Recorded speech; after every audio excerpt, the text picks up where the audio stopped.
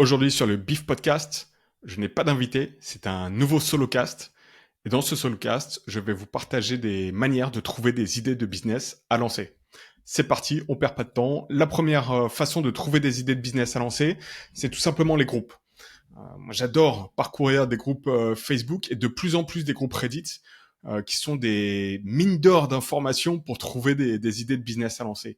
Pourquoi? Parce que les gens, en fait, ils sont sans filtre sur ces groupes. Ils vont partager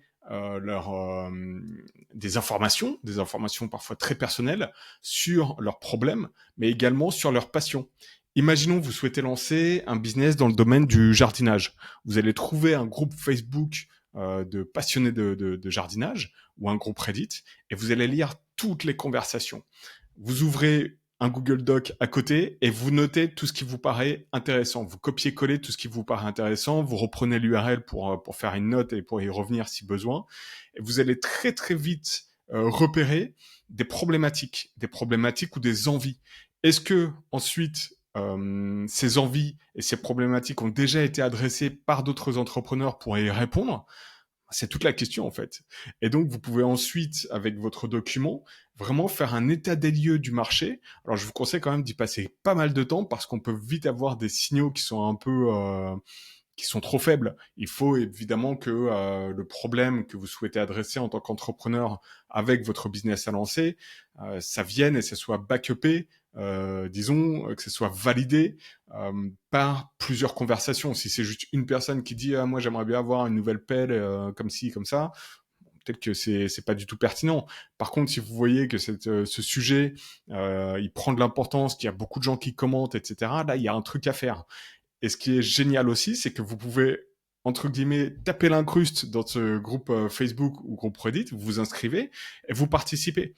Alors attention quand même, faut le faire de manière intelligente, faut pas venir spammer, faut développer aussi une certaine notoriété. Donc idéalement, les premiers posts que vous allez faire, les premiers commentaires, vous allez vraiment apporter de la valeur.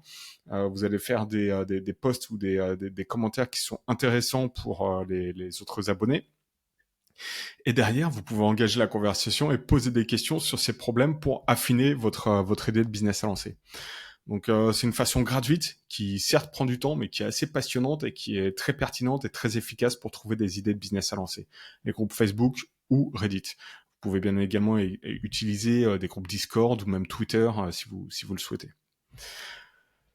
La, la façon également de trouver des idées de business à lancer que j'aime beaucoup, donc on passe à l'idée numéro 2, c'est de regarder à l'ouest. Ce que j'appelle l'ouest, c'est les États-Unis en gros. On a beau dire ce qu'on veut, aux States, ils sont quand même en avance niveau business. Et ce n'est pas rare du tout de trouver des business qui cartonnent aux États-Unis et qui arrivent 2, 3, 4 ans plus tard en France. Est-ce que tous les business qui fonctionnent aux States vont fonctionner en France? Bien sûr que non. Je dis pas ça et ça serait très dangereux de penser comme ça, d'avoir ce modèle de pensée. Par contre, je suis convaincu que tous les business qui fonctionnent aux États-Unis, en les adaptant à la culture et aux habitudes locales, donc en gros à la culture française et à la manière de consommer française, on peut trouver des idées pertinentes. Ce que je remarque, pour donner un exemple très concret, c'est qu'en ce moment aux US, il y a énormément de communautés payantes qui se lancent. Des communautés, par exemple, pour les CMO, donc les Chief Marketing Officer, des communautés pour les gens qui sont dans la vente, dans le business développement, des communautés payantes pour les entrepreneurs, ou même des communautés payantes pour des passions. Encore une fois, on peut retrouver l'idée d'une communauté payante pour les personnes qui font du jardinage. Euh, En France, je pense qu'on n'est pas encore à un niveau où on est prêt à payer pour avoir des communautés payantes. Je pense que, ou du moins c'est très rare. Je donnerai un exemple un peu plus tard dans ce solocast. Mais par contre, l'idée des communautés que vous pouvez ensuite rentabiliser et monétiser avec d'autres services que les Français sont davantage prêts à payer, là, ça peut être pertinent. Donc, vous faites une communauté qui est gratuite, privée mais gratuite, et derrière, vous proposez des services ou des produits. La troisième façon, c'est bête et méchant, mais ce sont vos propres problèmes. Exemple très concret pour vous expliquer. Vous avez un site média Moi, je suis dans les médias en ligne. Hein. Je vous invite à écouter le podcast Média Moula. Je mettrai le lien en description si ça vous intéresse. Vous avez un média et vous avez du mal à gérer tout ce qui est business développement. En gros, à signer des nouveaux sponsors pour avoir des budgets pubs sur votre site. Vous pouvez supposer que si vous avez ce problème, vos autres confrères, donc les autres sites médias, les autres groupes médias, vont avoir le même problème. Donc, décrochez votre téléphone, envoyez des emails, envoyez des messages LinkedIn, prenez contact avec d'autres éditeurs et demandez-leur si ils ont également le même problème. Ça, c'est un peu la phase de validation. Encore une fois, contactez pas juste vos amis qui sont dans le même business que vous, mais contactez, je sais pas, une vingtaine, 30, 40, 50 personnes.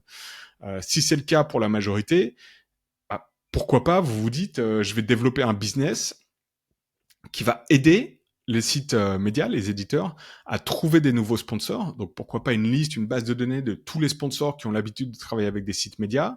Vous essayez de récupérer des chiffres, par exemple si c'est un sponsor qui est récurrent, combien de fois par an ils vont sponsoriser ce média, quel est le budget, quel est le contact, la personne à contacter pour avoir pour que vous puissiez lui pitcher votre média et votre offre de service, votre média kit. Et pourquoi pas après même vendre des formations ou des templates qui aident les médias à pitcher justement des annonceurs et à obtenir les meilleurs budgets possibles. Donc voilà, tous les trucs, ça c'est un exemple dans le B2B, mais ça s'applique également dans votre vie de tous les jours, la vie courante, disons, et tous les trucs qui vous frustrent au quotidien peuvent potentiellement se transformer en idée de business. Et ça, c'est ultra puissant en fait. Quand vous avez un truc qui vous prend la tête aujourd'hui, notez-le et vous dites, est-ce qu'il y a un business, est-ce qu'il y a une solution, un service qui répond à ce problème? Et si vous arrivez à développer ça de manière intuitive, que ce soit plus juste il y a un truc qui me prend la tête et derrière vous n'avez pas la réflexion suivante qui est de se dire est-ce qu'il y a une solution et si non il n'y a pas de solution, est-ce que je peux y répondre avec un business? Ça c'est ultra puissant en fait, c'est très très puissant. Et pareil, vous pouvez très bien contacter ou dans votre discussion de tous les jours avec vos amis, vos proches, vos collègues, repérez s'il y a quelque chose. Si vous avez un collègue, là, vous allez au bureau ou vous rencontrez un autre entrepreneur lors d'un événement de networking ou peu importe, et vous dit en ce moment j'ai ce problème dans mon business, essayez de penser, notez-le et vous lui dites, vous posez plein de questions, vous lui dites, écoute, est-ce qu'il n'y a pas une entreprise qui fait ça? Est-ce que toi tu as déjà pensé à faire ça et pourquoi tu as ce problème? Et est-ce que tu penses que c'est un problème qui est récurrent dans ton type de business, etc. Donc essayez de partir de vos frustrations et des frustrations des gens qui vous entourent pour trouver des idées de business ultra puissants. Une autre façon, et la dernière façon que je vais partager aujourd'hui pour trouver des idées de business, ça c'est ma préférence en ce moment, c'est justement de ne surtout pas essayer de lancer un business, mais plutôt de considérer votre prochain business du coup en tant que projet. Pourquoi? Parce que je remarque que la plupart des entrepreneurs, et moi j'en fais partie, quand on souhaite lancer un nouveau business, on a tendance à trop se prendre la tête. On se complique trop la vie, on prend le truc trop sérieusement, on met toute notre énergie et notre identité derrière ce business, et donc il y a une sorte de pression qui s'installe, surtout quand c'est le premier business en fait. Et donc on a trop de pression, et on a l'impression également que c'est un peu une question entre guillemets de vie ou de mort. Et la réalité, bien entendu, est tout autre. Le business que vous avez dans votre tête aujourd'hui ou que vous avez posé, modélisé avec un BP, un business plan, ou vous avez juste schématisé avec un mind map, je vous garantis que si vous le lancez, dans 30 jours, 100 jours, dans un an, dans 5 ans, il sera vraiment, vraiment très, très différent. Dans 99% des cas, c'est jamais la même chose parce que vous allez affiner votre business. Au fur et à mesure des retours que vous allez avoir, et c'est ce qu'on appelle le pivot dans le monde dans le monde des startups.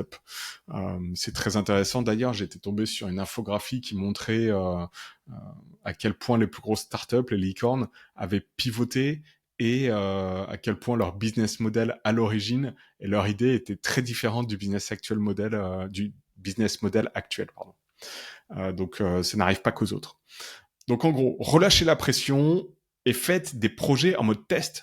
Vous avez aucune pression. Vous vous dites cette semaine, je vais faire un projet, je vais faire un test. Et c'est exactement ce que fait Mehdi Bafou, qui est l'épisode je crois que c'était le premier épisode du Beef Podcast. Je mettrai le lien en description. Et lui, c'est une bête de test en fait. C'est une machine à tout tester, machine à idée, mais également et surtout machine à tester. Et il se prend pas la tête en fait. Il lance un business cette semaine. Ok, je vais essayer ça. Il lance une pub Facebook pour valider. S'il y a de l'attraction, il le lance, il le teste très rapidement. Et c'est là en fait où vous allez trouver des idées de business sans vous mettre la pression. Et c'est un peu ce que j'appelle moi au lieu de faire de manière très académique avec ok, comment lancer une startup, vous prenez le lean startup, le plan ABC, checklist numéro 1, 2, 3, 4, etc. Là, vous relâchez la pression encore une fois et vous faites en mode brute force, bête et méchant. Et je remarque que c'est super efficace pour lancer des idées de business. Et en gros, même si c'est pas vraiment lancé, mais là c'est plus validé, en lançant, vous allez trouver une idée de business parallèle ou même vous allez affiner beaucoup plus rapidement le projet et donc l'idée de business. Et une fois que vous sentez qu'il y a un truc qui prend, que la mayonnaise prend, là vous y allez à fond et pourquoi pas vous y allez un peu plus de manière fine et moins en mode bourrin en gros. Mais faut pas avoir peur de tester des trucs même qui vous passent par la tête là. Si vous avez une idée, vous pensez que c'est complètement stupide, s'il vous plaît testez-la parce que moi mes meilleurs business parfois, ou disons mes meilleures campagnes quand je faisais du marketing à la performance en achat média, en média buying, généralement, les campagnes où je passais trop de temps, où j'essayais d'être trop intelligent et de me dire je vais optimiser comme ci, comme ça, etc., trop académique, encore une fois, ça ne fonctionnait pas. Et les idées,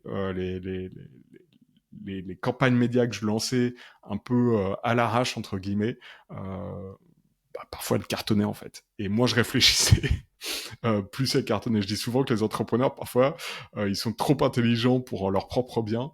Et je pense qu'il y a de la vérité. En tout cas, je le vois chez moi. Parfois, quand j'essaie de trop intellectualiser le business, ça fonctionne pas. Et les entrepreneurs qui sont trop intellectuels et qui sont trop académiques, généralement, c'est vrai que ça coince pour trouver des idées de business.